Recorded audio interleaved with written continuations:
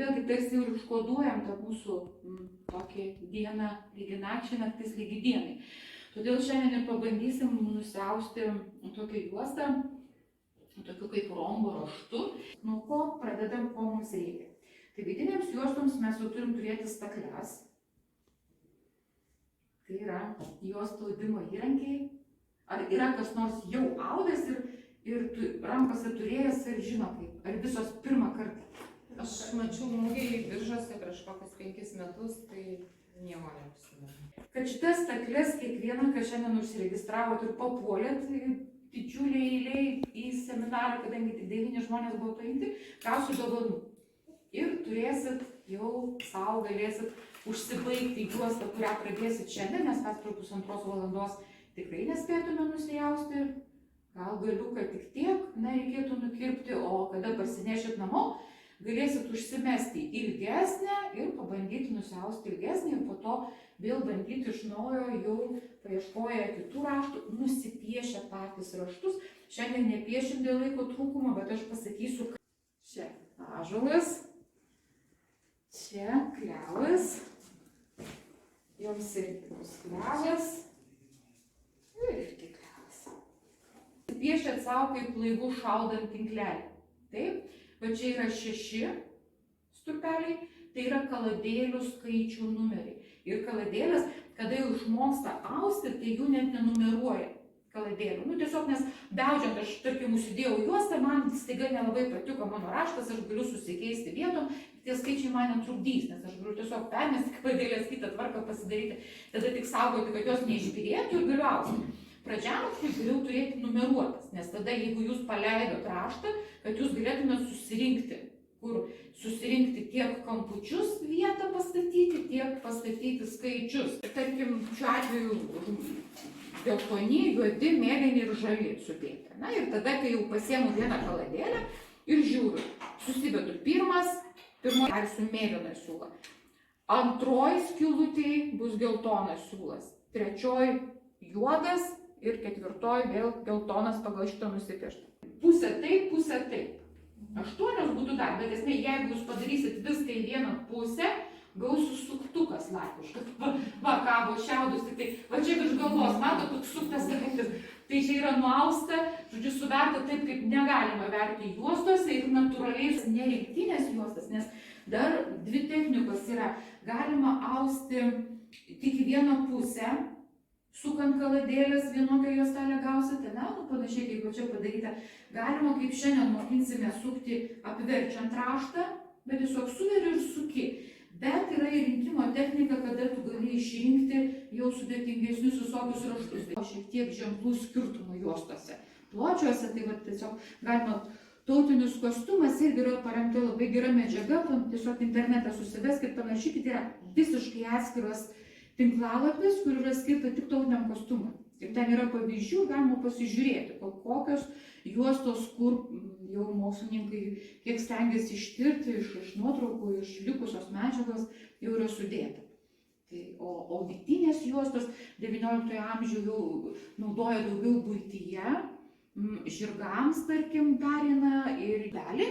Ir pirmiausia, sakot, paimkit ir atsiplėškit, žiūrit, čia bus mano ir bus spalva mėlyna. Tai pirmiausia pasiėmiau ir kokią ten juostą labai norėsiu daryti. Kažkam galiu pirmą tarkim, užteks, ne?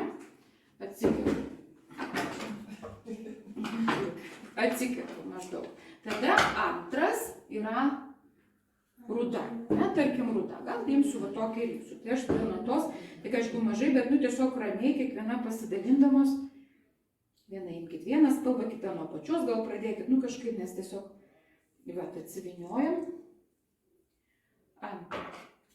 Pirmą kaladėlę ir žiūriu. Į pirmą skylutę kokia spalva? Mėlyna. Vienoje pusėje skaičiai, kitoje pusėje gali būti raštelis, gali jo nebūti, nesvarbu, kita tuščia gali būti. Tai jūs tiesiog savo ir sakot, kur skaičiai bus viršus, kita bus apačia. Ir tarkim, vėlgi, šiaip visai nesvarbu, bet tarkim, pirmoji bus iš viršaus žemyn. Čia kaip sugalvosit, jeigu pradėsit atvirkščiai, tada vadinasi brūkšnelis taip bus iš viršaus žemyn, kitaip bus iš apačios aukštyn. Jeigu atvirkščiai sugalvosit, nieko baisaus, nes, jokio skirtumo iš tikrųjų, ar iš tos pusės, ar iš tos. Gerai, iš viršaus žemyn pasiėmiau. Iš viršaus žemyn veriu taip, į skylutę mėlyną, prilaikau pirštu. Antra, kokia spalva? Ruda, tokia oranžinė, ruda. Oi, į antrą įvėliau, iškalbėjausi į pirmą. Tai būtinai kur pirmas. Antra skylutė, numeris 2. Ir irgi taip pat iš viršaus žemyn statau, pirštu prilaikau. Juoda, šiuo mano atveju pilka. Į trečią skylutę prilaikau. Ir vėl ruda, į ketvirtą prilaikau. Visi siūliukai iš viršaus žemyn. Ir kad nebepabėgtų, aš juos suimu visus į vieną vietą ir mazgeliu, reikia truputį patraukus kaladėlę, mazgeliu sumegzti, užrišam ir jau šitą kaladėlę pasidedam šalia, kaip paruoštamos, kokie eina siūlai vieną paskui kitą, susikarpom reikiamo siūlo, atsikerpam trečios kaladėlės pirmą siūlo tos spalvos, kurios reikia, ir taip susikarpom ir susiveriam visas 6 kaladėlės. Tai yra vienas beveik ilgiausias etapas, labai svarbus etapas, ramiai, nes... Šitą žalia? Ne, aš žalia turiu. Gerai. Tada žiūrėk, mėlyna, žalia, kokia spalva? Ruda? Stilas audžia. Jos stilas audžia, bet mes dovanos. Myli, nemyli, nor paminėsi, sako, kad nori.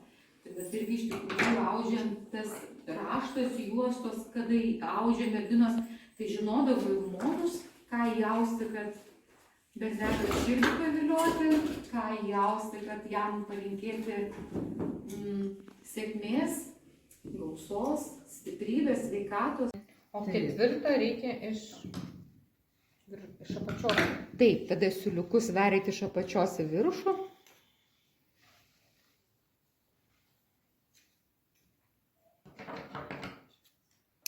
Nuostabus būdas. Šitų būdų audžiant, aš vadinu galvakojos, reikia ten tam tikras piešinys turi būti ir tam tikras audimo būdas, bet čia siūlai nesusisuka. Laimė, nes šituo būdu audžiant, užsimenti, nors ir 5 metrų juostą gali užsimesti ir visą laiką audžiant siūlas išlieka tiesus. Tai vat, nes taip audžiant, kaip mokino mane Retno centre ir ką aš dabar jūs mokinsiu, tai siūlas vis tiek susisuka ten. Kraštinius siūlus reikės atsukinėti laikas nuo laiko, kitaip jau nėra. Kaladėlės pagal numerėlius ir susidedam. Numerėlis ant numerėlio. Pirmas ant viršaus dedu, viską paleidžiu gražiai, antra, trečia neskubant. Irgi numeris ant numerio ir kampučiai, matot, turi sutapti, nes jūs nusipiešėt raštą, jeigu sudėsit be taip, jums raštas nesiklaus. Ketvirta, irgi glaudžiam. Penkta. Dabar dar pasitikrinam, ar tikrai mazgeliai sumegzti taip, kaip reikia. 3 kaladėlės buvo mazgeliai apačioj, 3 turi būti mazgeliai viršuj. Šiuo atveju viskas yra gerai.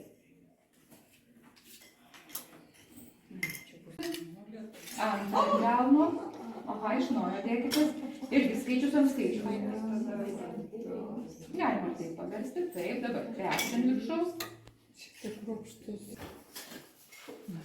Tarsi užkliūna, tai tada, kai jau kliūna ir žiūriu, gal užsikabino už kortelės, ne? O čia matai už kortelės.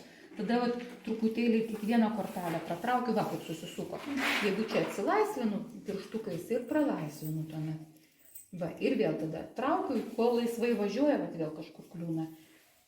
Tada bandau tiesiai. Jo, iš tikrųjų, gal ir bandykit, nes už tai, kad... jeigu susipina, tiesiog sutvarkom, čia persineria.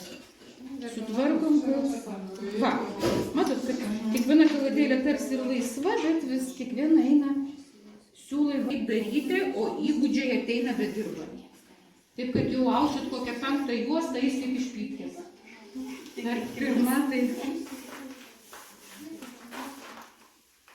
Ir kada jau matau, kad jau, matot, viskas vyko, puikiai, patitraukiu tolyn ir tada čia matau. Bet irgi visą laiką laikau įtempusi, kad neatsileidžiu. Prisirišam prie pirmo siūliuko. Čia svarbu nepaleisti. Kas dar svarbu, laikykite įtempimą. Nes jeigu aš paleisčiau, čia irgi viskas vėl. tai tiesiog jaučiu, vat, dėl ko mums reikia nevažinėjančio daikto. Jeigu prie kėdės ir kėdė ir čiuoš kartu, jūs neįtempsit. Nes tokį, vat, matot, kaip siūlai tempės. Pasijuosi juostą ir šitą prisiriša prie juostos. Viskas, staklės paruoštos, belieka austi. Vienas pasukimas, suku visas kartu, nytis atsidaro naujos, permetu siūliuką į kitą pusę. Vėl antras pasukimas, skaičiuoju kiek pasukimų, truputį pirmin atgal, atsidaro žiotis, primušu su pirštais ir siūliuką ataudu į siūlą, permetu kitą pusę. Vėl suku. Šiaip į tą vieną pusę, jeigu austumėt visą laiką į vieną pusę, jūs gautumėt eglutės raštą.